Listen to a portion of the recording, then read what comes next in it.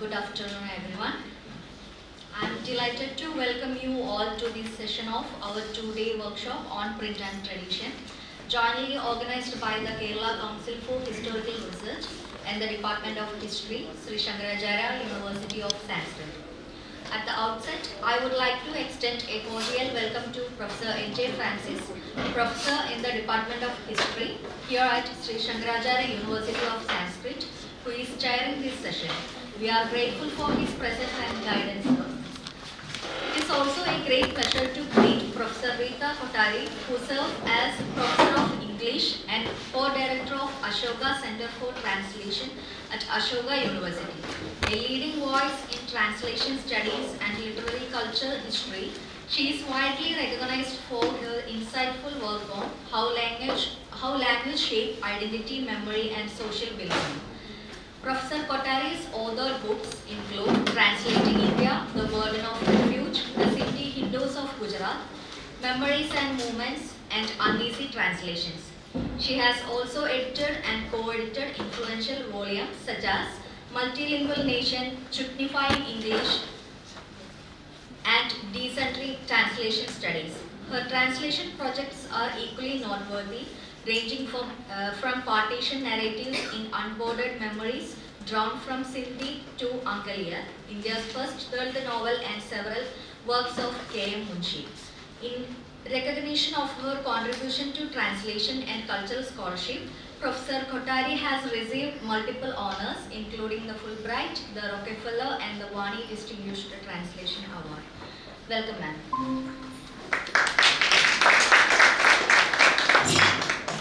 I am equally pleased to offer my heartfelt welcome to Dr. Umakanta Mishra, who teaches history at Revanshu University. Dr. Mishra received his PhD from the Center for Historical Studies, JNU, in 2006.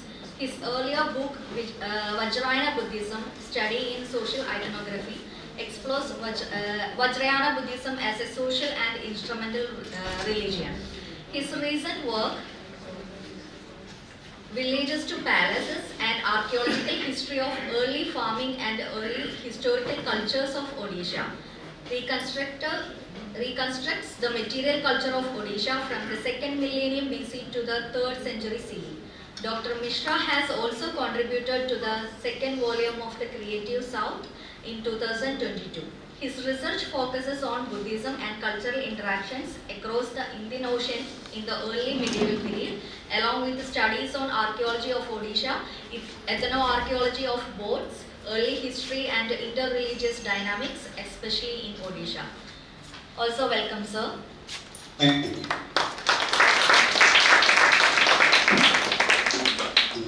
Finally, I am delighted to extend my sincere welcome to Dr. Dinya Patel, Associate Professor of History at SP Jain Institute of Management and Research in Mumbai. Dr. Patel's academic work centers on the Indian nationalist movement, the city of Bombay, and the Parsi Zoroastrian community. His research has been supported by the National Endowment for the Humanities, the Fulbright Foundation, and the American Institute of Indian Studies. He is the author of Navroji, Pioneer of Indian Nationalism, which was awarded the 2021 Kamaladevi Chadobadhyay New India Foundation Book Prize. In addition, he has co-edited Dadabhai Navroji selected private papers and from Galits, Delhi to Lithians, New Delhi, and he is currently working on a book that explores Indian liberalism and its global connects in the 19th century. Also welcome, sir. Once again, I extend my appreciation to all our distinguished speakers and to Professor N.J. Francis and to each one of you gathered here today. Thank you. Thank you so much.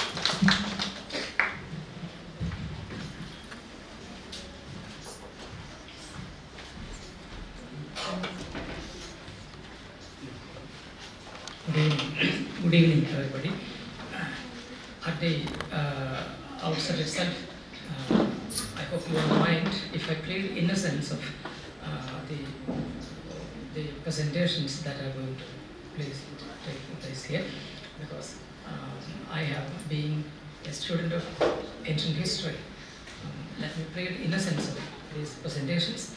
I can be a good listener, first of all, and then after listening to your presentations, I can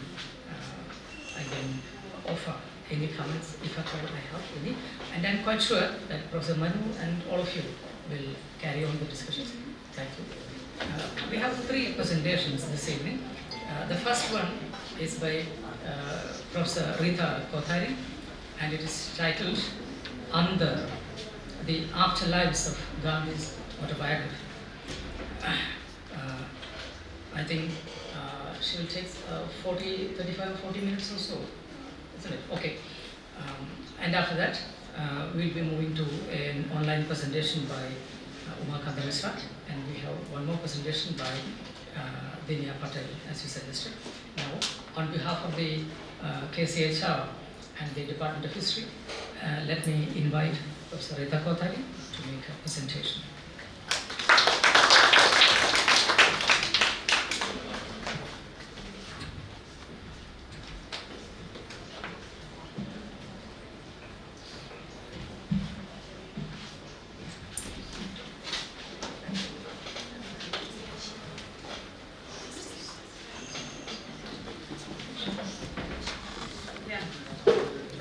Thank you, Ravi sir. Thank you, Francis.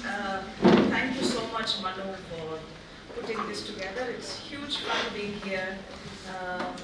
And I'm actually quite excited about the conversations that are opening up, especially after that film. Now, the figure that I talked to you about today, M.K. Gandhi, is not actually a figure who we associate with the advent of printing or even the early decades of an exposure to printing. And yet, this is a figure that we must associate with some of the biggest, widest, most sustained form of communication, for which obviously Gandhi was constantly using back in Africa and also in India, a whole range of printing assignments. But what has actually interested me, the talk that I'm giving to you today, is about something else. It is about Gandhi's autobiography, which many of you would have read. In fact, when I was doing research on this, I found that actually Malayalam has the largest selling copies of Gandhi's autobiographies of all the languages in India. And it's probably, given how Malayalam is, it could be globally. But what actually I am trying to do in this particular talk today is to show a slightly unsettled nature of this particular genre of writing about yourself, right? Which is kind of new to the world. And when newness comes into the world, then you do several things, right? Sometimes you say, well, actually I'm not doing that. And that is what Gandhi will go on to do. And it is also a time when the previous examples of people who have written autobiographies, of which one is Narmad, who writes the first autobiography in the Gujarati language, who's also actually a pioneering figure where the history of Gujarati printing and publishing is concerned. Because Narmad is very interested in creating lithographs, in creating spellings, in standardizing things, and he writes a lot. So he's writing in the 1860s, 1870s, laying down rules of how what are called the lahiya, as in the scribes, should be careful about what they are writing. So in that sense, my figure sort of has a connection with that particular history. And because Narmad wrote his autobiography in the 19th century, which is the first autobiography in Gujarati, which he calls Mari Hakikat, and Narmad goes on to say, Mujhe lakhuch, mara vishesh lakhuchu. He says in this slightly what would sound like Parsi Gujarati today, he says, what I write is really only about myself, and this is something Gandhi wasn't comfortable with. So what does Gandhi's unease with the form and Gandhi's unease with this idea that there is egotism in the act of writing an autobiography, what does it actually make him do? These are some of the questions I would like you to keep at the back of the mind. In the first part of his autobiography, M.K. Gandhi devotes an entire chapter to a person who does not reappear in the rest of the text. A Gujarati writer whom Gandhi had heard of but not met, visited England in the early phase of Gandhi's stay. At the time when Gandhi made the judgment, and Gandhi says in the right at the beginning of the autobiography, he says, "Te tarjumo na hato, pan bhavarth hato." It was not a translation but a paraphrase. These are Gandhi's words, and Gandhi uses these words for this random figure called Narayan Hemachandra, whom he meets in England. And he meets this person for the first time, and this person is a translator. Gandhi reads some of his writings and he says, it wasn't a translation, it was a paraphrase. However, Gandhi's observation appears only fleetingly, and it is also bewildering why an entire chapter was devoted to Hemachandra as a standalone episode. Hemachandra, as described by Gandhi, is an unkempt, nonchalant man with an overestimated sense of his own gifts. Hemachandra's primary gift is that of a translator. It is he who brought Devendranath Tagore's writings into Gujarati through his familiarity with vocabulary and considerable ignorance of Bengali grammar. This pen portrait is characterized by endearment laced with indulgent humor, almost mockery. Interestingly, both the creator of the portrait, as in Gandhi himself, and the subject hold each other in a similar fashion. If Gandhi didn't think very highly of Hemachandra, even Hemachandra wasn't particularly impressed. Two things stand out. Hemachandra's unwavering confidence as he moves in the Western world and his breezy and blasé approach to languages. Gandhi may have learned from him what not to do, considering how meticulously Gandhi followed up on languages and texts later. When he couldn't accomplish sufficient linguistic skills, he knew he had to move on. Gandhi tried learning Tamil and he realized he wasn't that good, so he sort of gives up at some point. However, Gandhi was also mocked by Hemachandra, who reminded him of the anxiety and vanity of dressing up to meet English people and other assimilative forms. Be that as it may, the chapter on Hemachandra leaves us with a strange feeling of having encountered a significant but isolated incident. I'm drawn to these isolated moments in the autobiography, for they throw an interesting light on Gandhi's many-sided engagement with translation, not only through language, but also through affect, form, and memory. Gandhi was simultaneously an eternal and occasional translator. We characterize a translator's misery and joy on an already based definition of who they are. However, translators can be defined without their having done a visible translation.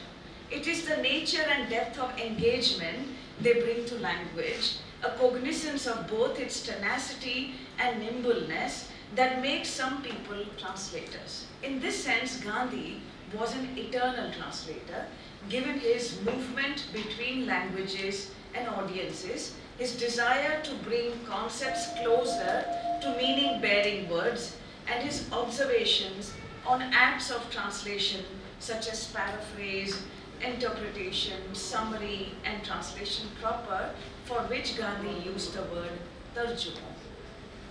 Gandhi also reinvented forms and effected a change in existing forms, a farm community into a national community, a word into a symbol, a personal ethic into a community worship, and an autobiography into a biography of truth, among other things. This essay is about many other things that happen in and around the autobiography and carry traces of translation in its specific and broad possible meanings. Translation is both the object and method in this essay. It is the gaze and the question generated by the gaze. The many other things may be termed as an archive of translation gestures, of which Hemachandra was one possible apparition. However, like Gandhi, we will also leave him here, for it is the less visible encounters with translation in and via the autobiography that are of greater interest. In order to do what I wish to do, let's begin at the beginning. Gandhi's autobiography was written in Gujarati. It had to be written in Gujarati, according to Tridip Surud.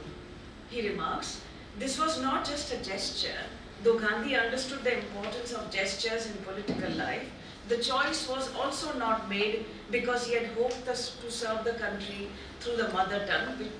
It was also an act of indwelling. Dwelling within was through the Gujarati language.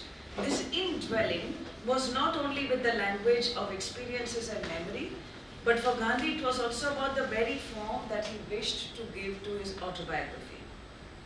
In the discussion that follows, I close read the autobiography with particular focus on its preface. The preface provides framing questions of the autobiography and a glimpse of the temper and affect that characterize this text, primarily called Satyana Prayogo, and then, or rather, Atva or Atmakatha. So the Gujarati text is called Satyana Prayogo Atva Atmakatha. The English inverts the order. The English calls it autobiography or My Experiments with Truth.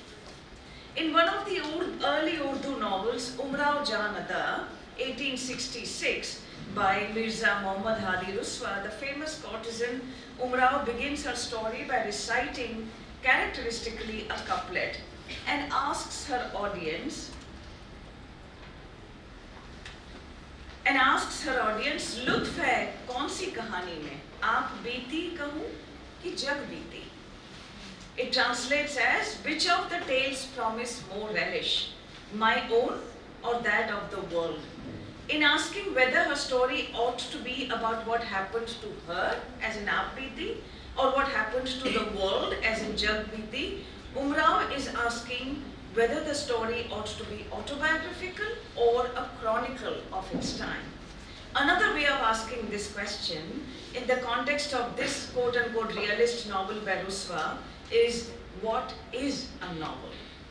Genres, unsettled and nascent, present fecund questions around life and literary forms in the late 19th and early 20th centuries. The questions around the conception of Gandhi's autobiography bear a similar fecundity. I was reminded of this moment by the preface of to the first text, the Gujarati autobiography. It is not to say that Gandhi's autobiography was the first to be written in Gujarati. I refer here to the autobiography by the 19th century poet and essayist I mentioned to you, Narmad Shankar Dave. Narmad called his autobiography Mari Hakikat and used Hakikat or reality not only as a title but as a form of writing about one's truth. His publisher Naval Ram Pandya used another word and he called it Swajivan for Narmad's autobiography. Narmad's autobiography is a collage of entries, paragraphs, letters and miscellaneous material that make up his reality. Narmad's title, Mari Hakikat, could translate as My Truth, Fact or Reality, what you will. It is important for us to remember though that Narmad and some of his successors understood the autobiography to be a form about their own selves. Narmad in 1866 mentions unequivocally, "A hakikat lakhun ch te koine mate nahi, pan mara mate. I write this truthful account for myself and not for anybody else." Narmad also adds that this act of telling his own story may be considered unconscionable, aviveki, right, by some. So, for he is not an exalted hero. By the time Gandhi was writing his account, the word Atmakatha had become staple. But an implicit and unspoken sense of chutzpah may still be perceived to underlie the act of writing about the self, especially for someone who believed in non-possession. It would have been, to borrow from Surud, mama bhava, a possessive tendency that inhibits samabhava or equability with others. The problem, therefore, required bending the genre. The precedent as well as the context hinted above may have lingered for Gandhi, who for this, among other reasons, would interpret the autobiographical form on his terms and make it do what the form had hitherto or ever since then not done. A trace of audacity associated with the genre of autobiography could have made Gandhi contain the possibility of egotism inherent in the form, he would make a pedagogic intervention in this practice by displacing the self, not through a process of focusing upon an exterior world or jagbiti, as Umrao was asking, but by creating an intensely scrutinized and audited world of truth. We will return to this discussion. Let us now turn to the preface. This section is called the incidental and untranslated word samudaya. It is for a reason that the Gujarati text uses the word prastavana or preface and not introduction, as is the case with the English translation. And the English translation was done by Mahadev Desai under Gandhi's supervision. The preface is a saying it before, Purva Lekhan, Purva Kathan. The opening lines, written in the most conversational and unadorned manner in Gujarati, inform us how the impulse of writing the autobiography had its genesis in other people's desires.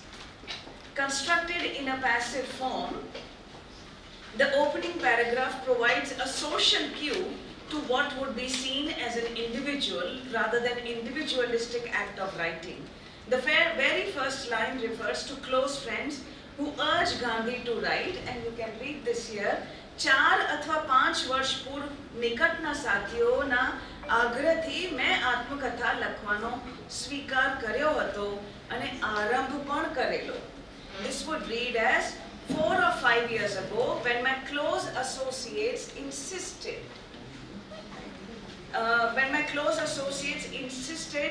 that I write an autobiography, I conceded and even made a beginning. I suggest we look at the noun agrah in the Gujarati sentence carefully. Indian languages make the most generous use of the passive construction. The verb of action is attributed to another agent, and the subject becomes a carrier of a wish expressed by someone else or to a truant and unruly heart. Desires can be relegated to others, and the self is made to simply acquiesce to the desire made legitimate by their source and location ascribed elsewhere. The word agra in Gujarati, which Gandhi is using also as a suffix for satyagraha, as in satya plus agra, or the insistence upon truth, is also quite telling. But you know, in everyday Gujarati, for instance, when we were eating downstairs, somebody, Shiva or someone told me, do you want more? And if I feel guilty about eating more, and if I say, Shiva I go agra karyo, you know, Shiva insisted, and that is what Gandhi is doing.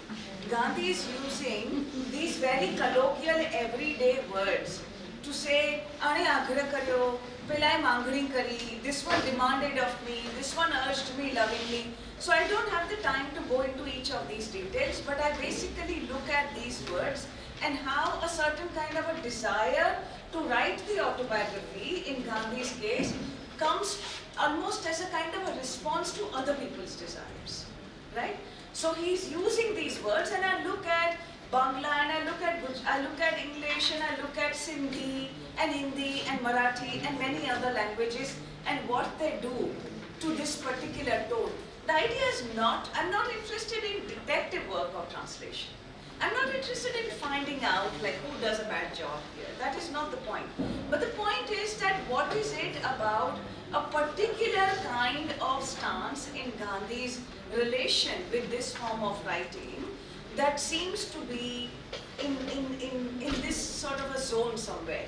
So then later, if you know that somebody comes and says to Gandhi that, "Kya tumhe shu maaryu che? What is this you've started?" People like us don't write autobiographies. You know, people in the West write autobiographies. Right?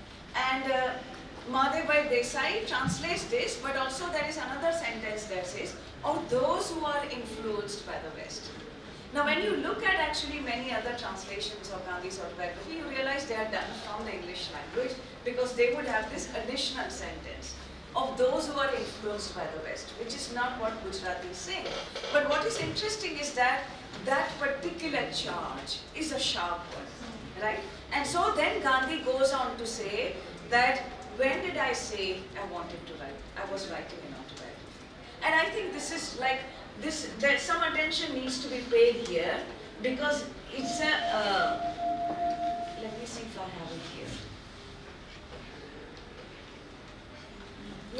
એમની પાસે માંગણી કરી, and then he says, anyway, somehow there was a reason to write the autobiography because I also needed to fill up the pages of the journals of Navjeevan. So I may as well write the autobiography. Right? एक अवसर बनी गयो, he says. एक लखवानो अवसर बनी गयो. Like I found an opportunity to write it because I had to do this everyday writing. So that's also quite interesting that all these journals were coming out and he needed to give material. So then he tells himself, okay, I'm not writing the autobiography, I'm only contributing to this particular journal. And then Gandhi then goes on to say, and it's like A.K. Ramanujan has this famous essay, is there an Indian way of thinking? And you can sort of ask that question. Ramanujan shows you in several ways. Is there an Indian way of thinking? Is there an Indian way of thinking? And so on and so forth. Gandhi says this, when did I say I wanted to write? I was writing it autobiography. मैं क्या कीधु कि हूँ आत्मकथा लखूं छूं? And you could interpret that question once again in sort of numerous ways. That did I say I was going to write an autobiography? Or did I say I was going to write it?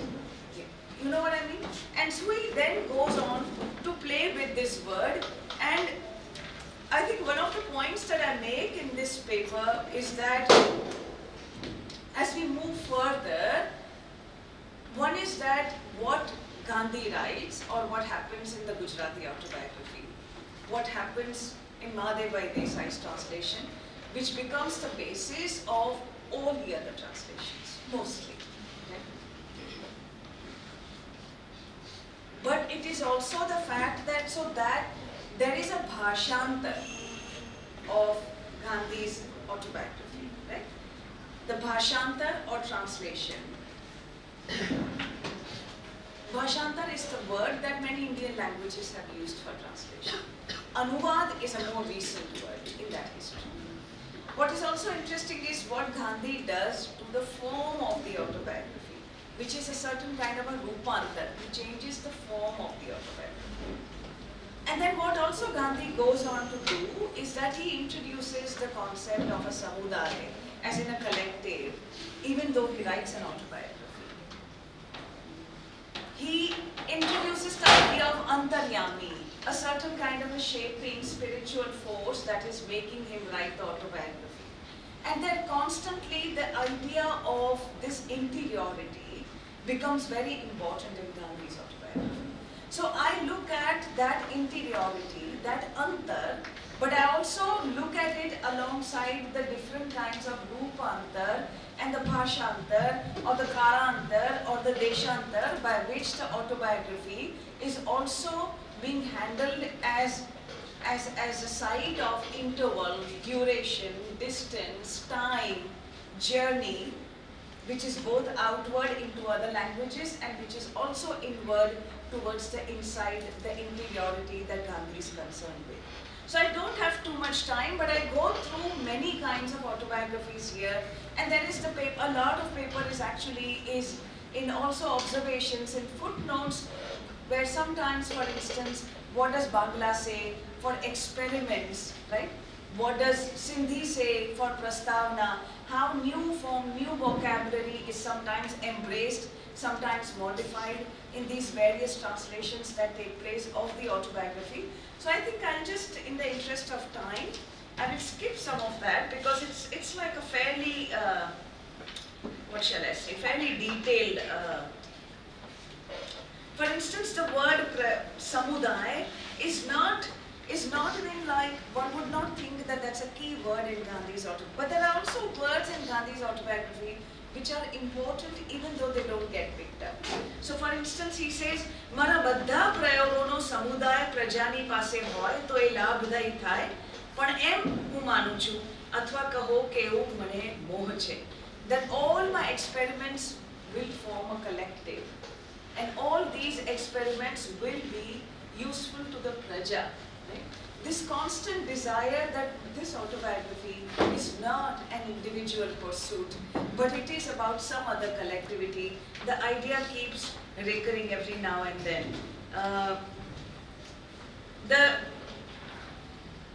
I'll just come to the point about antar.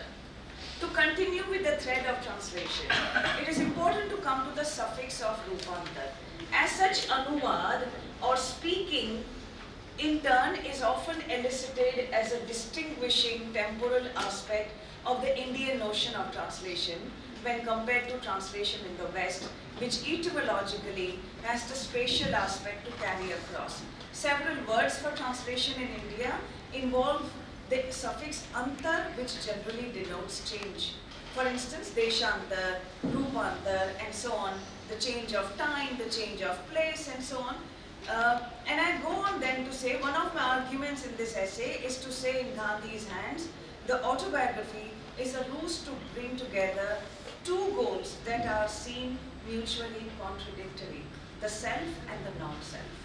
The goal to introspect, to reopen episodes of life and examine what test of truth they manage to face is the stuff of a personal story. This is accompanied by the striving and pining for a divinity which contains the personal and curtails the possibility of self-aggrandizement. If the experiments are truly spiritual, says Gandhi, there can be no room for self-praise. Or in Gujarati, જો એ ખરેખર આધ્યાત્મિક હોય તો એમાં તો ફૂલશ્રીનું કોઈ સ્થાન જ નથી.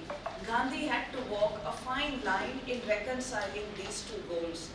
The endeavor to write the autobiography, the way Gandhi proposes, must also be seen in the two books that he engaged with just before writing it. The translation of John Ruskin's Unto This Last in 1860 as Sarvodaya, prepared by Gandhi for thinking in terms of a samudaya. Gandhi had also documented not so long ago, before writing the autobiography, his experiments of South Africa. In fact, Gandhi says at the beginning of the preface of the autobiography, if Satyagraha in South Africa documented political struggles, the palimpsest of truth underlay those struggles was yet to be told. How was that truth formed and sustained, and to what extent was it possible to experiment with the small tasks of truth? Do local and microscopic forms of truth help in reaching higher forms of truth for it to become synonymous with non-violence?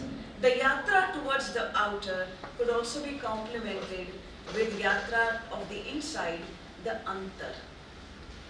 And then I want to kind of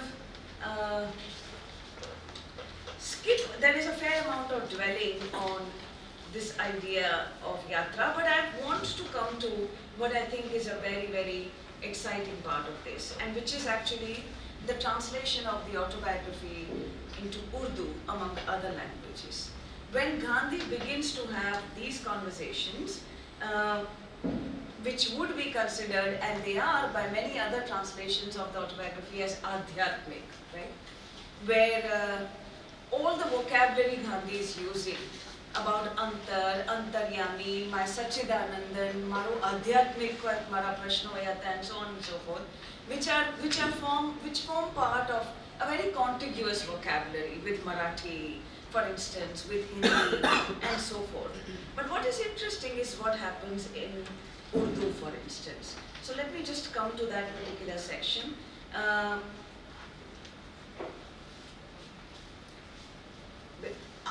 The Urdu translation is by Abid Hussain, and he calls it Ruhani. Gandhi explains how he was not writing as a well-known entity in the world, nor was he interested in relating the feats he had achieved. The following lines signal to us to the interiority that propels Gandhi. મારે જે કરવું છે, જેની હું 30 વર્ષ થયા ઝંખના કરી રહ્યો છું, તે તો આત્મદર્શન છે, તે ઈશ્વરનો સાક્ષાત્કાર છે, મોક્ષ છે. મારું ચલન વલન બધું જ એ જ દ્રષ્ટિએ થઈ રહ્યું છે. મારું લખાણ બધું એ જ દ્રષ્ટિએ છે, અને મારું રાજ્યકરણી ક્ષેત્રની અંદર ઝંપલાવવું પણ એ જ વસ્તુની આધીન છે. Hitherto, I have hinted in multiple footnotes the difference of words and phrases. However, the words that convey Gandhi's shift from the outer to the inner, from making the political a manifestation of the within, and shifting emphasis from what is visible to the world, as in his writing, his activities, interventions, to that inner domain that underpins them, are much too important to not discuss here. The verb Gandhi begins with is simple. It is about doing and not about achieving. It should read as all that I wish to do and all that I have done in these last 30 years, he goes on to say. The English translations makes it about achieving and not about doing.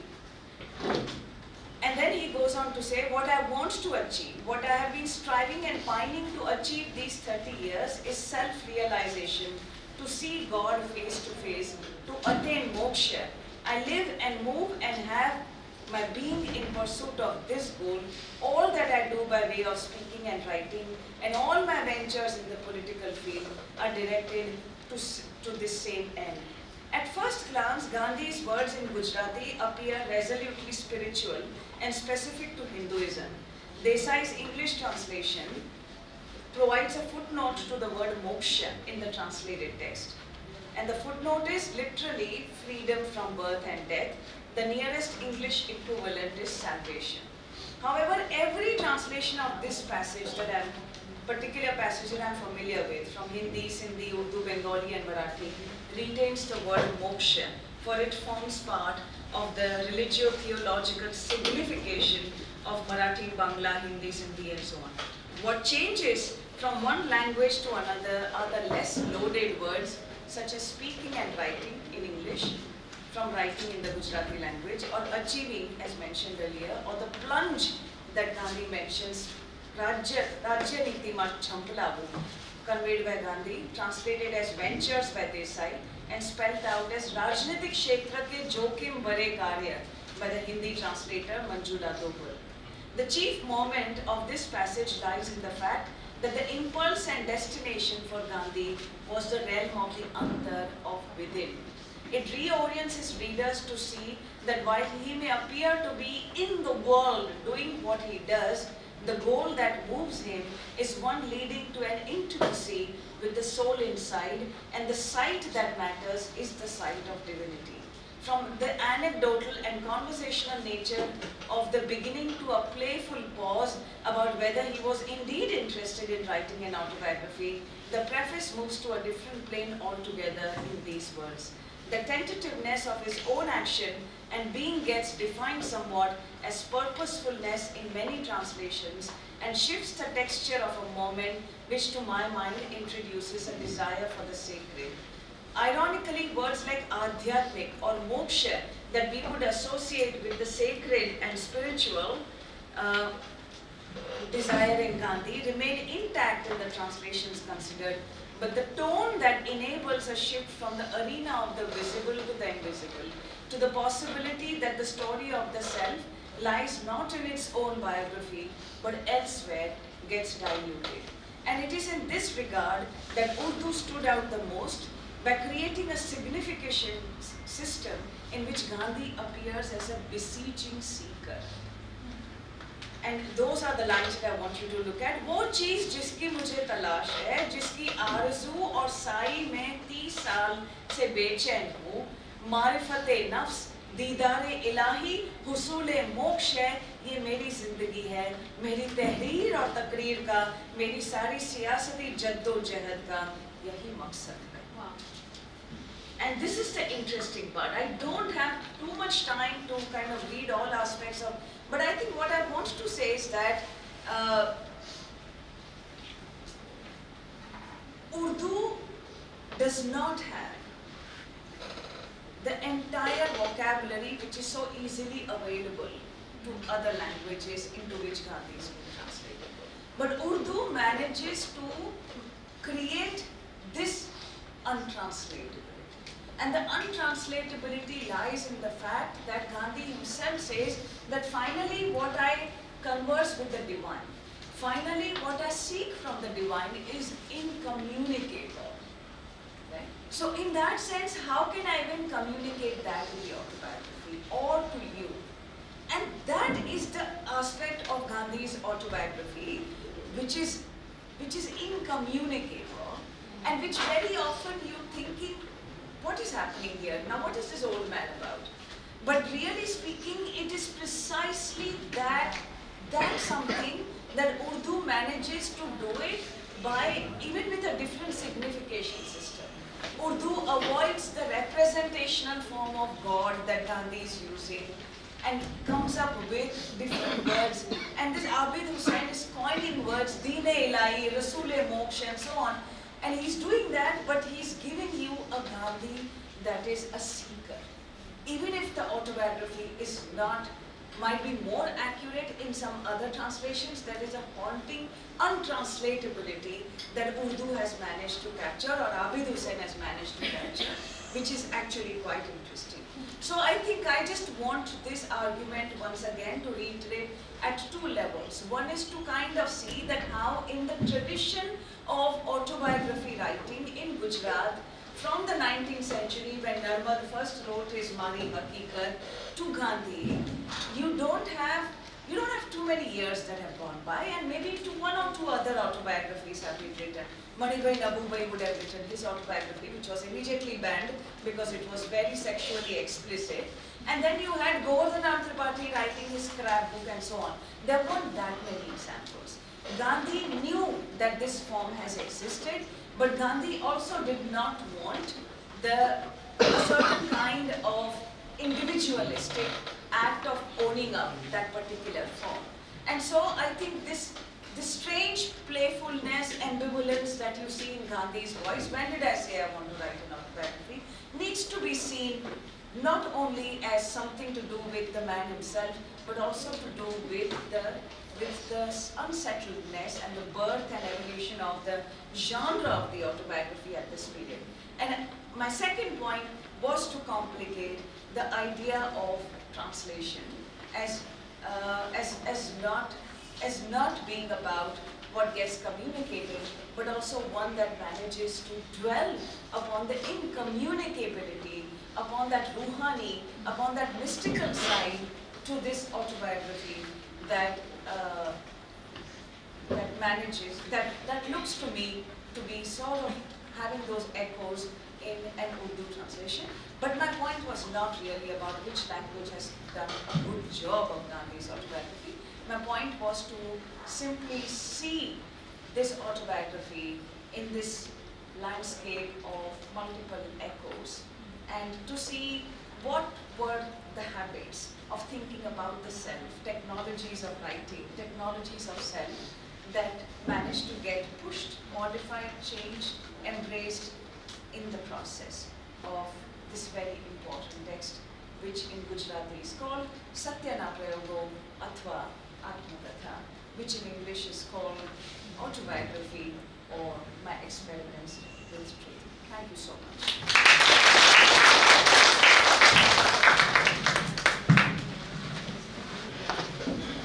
Thank you, Professor Rita, for the wonderful presentation.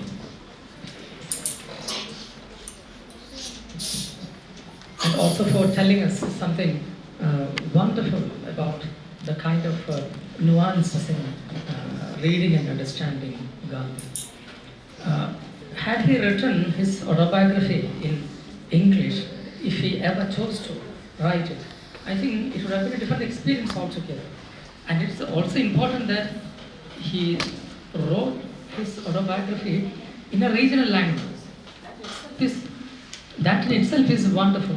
He would have definitely chosen either Hindi or even other languages, English, of course. Now the paper is open for discussion, and I think we can have some 10 or 15 minutes or so for the discussion. Please.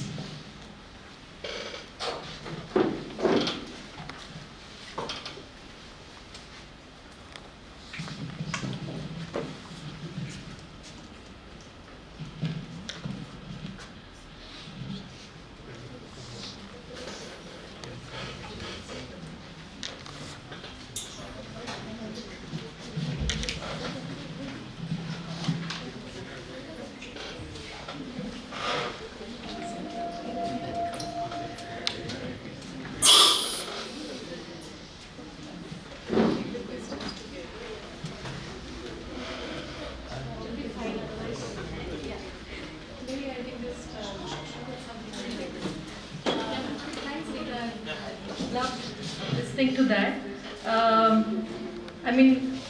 I I just wanted to sort of draw you out a little more on, what you said about Upanta.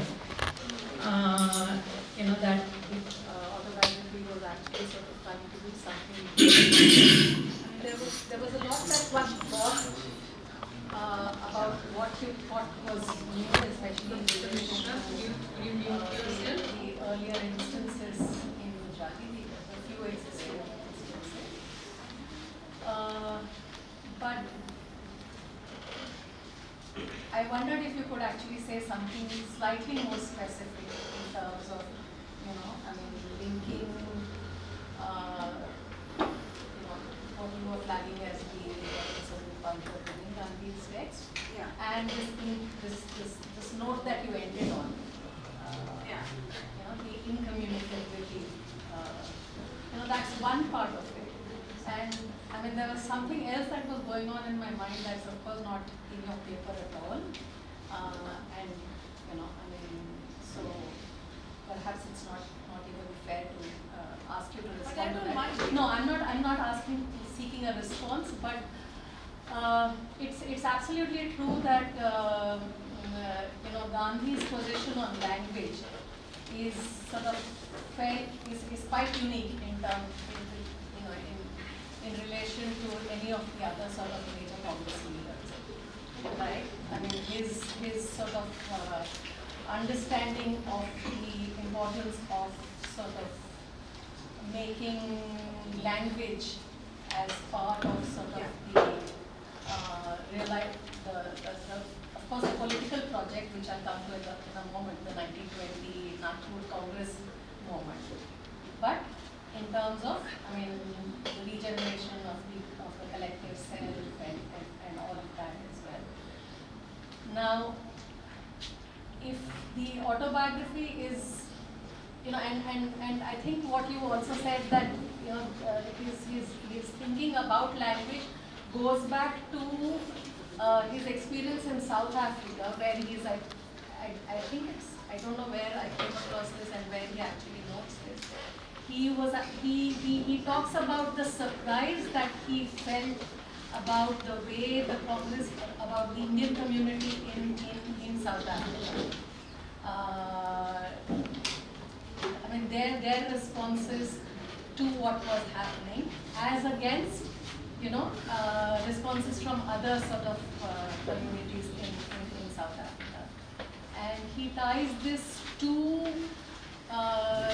the kind of the lack of respect amongst Indians for their own sort of language, preservation would not be the right word, but For their own mother tongue? for their own mother tongue, right? And this clearly is, surely on his mind, 1915 onwards, his efforts to kind of, emphasize the holding of the Indian Sahitya Sammelan and all of that. And then when I relate that to the way the 1920 moment in the Nagpur Congress actually plays out, right? Where the Congress kind of gets reorganized into linguistic units. And so, and if you look at all these sort of narratives on linguistic reorganization, or the thinking about sort of language and territoriality that you have, you always have the 1920 moment being flagged as some kind of an originary moment. But you look at the records of the 1920 Congress, and you look at, whatever you can read on the proceedings there, the resolutions that get passed there, and also the 3 specific resolutions and how they kind of, actually build upon each other, the 3 resolutions in the and Ambedkar's point about how you need to actually sort of see this, this is Gandhi sort of trying to assume control over the way the Congress would kind of function henceforth and his own position within the Congress. This is a very different kind of, personality. And this is a very different kind of, not perspective, but a thinking about language. And to me, it's almost clear. I've made this point very strongly, and I kind of tend to stand by it. Although, I don't think I've actually sort of been able to cite enough sort of evidence for it. To me, it appears that what Gandhi is doing in the Congress, rather than sort of initiating a movement towards sort of linking language and territoriality, is actually trying to rein in a lot of the energy around linguistic mobilization that had actually happened prior to 1920. So rather than sort of trying to open up the possibilities about language, democratization, sort of exploration of community, and all of that. The 1920 movement, at least in the Nagpur Congress, to me reads like something very different. I'm just sort of putting it out there as, because I guess I haven't read enough of Gandhi in the original to be able to sort of actually think through this.